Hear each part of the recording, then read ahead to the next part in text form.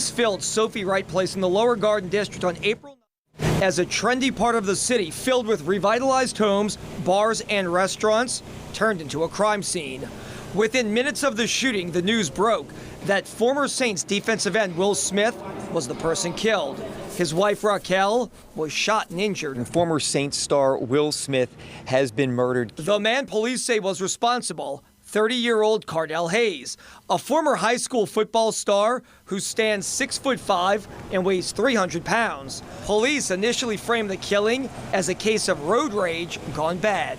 And we will build a strong case for the district attorney to prosecute Cardell Hayes to the fullest extent of the law. The Smith family attorney called Hayes a cold-blooded murderer. In my view, it's a cold-blooded murder, absolutely. But Hayes' defense lawyer said the story wasn't so cut and dry.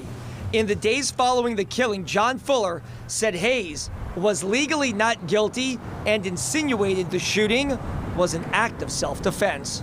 Not only did my client call 911, but my client secured a witness who was about to leave the scene, and my client waited for law enforcement to arrive. Now tell me if that's the behavior that's consistent with someone who's an animal out here looking for blood. On the night of the killing, Smith had attended the French Quarter Festival and had just wrapped up dinner at a popular uptown sushi spot.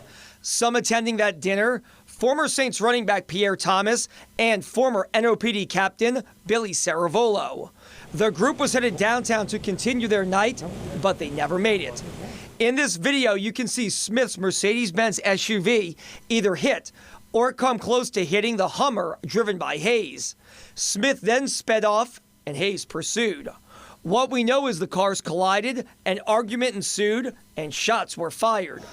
Hayes can be heard on audio tapes and seen on the police interrogation video, admitting that he exited the SUV with a gun in his hand. Very surprising. We always thought that, well, we knew he had a weapon, but we thought that he had it in his pocket. By his own admission, his voice, whatever, he got out of the vehicle with a weapon in his hand. It's going to be very difficult to argue self-defense and that Will Smith was the aggressor when he had the gun initially.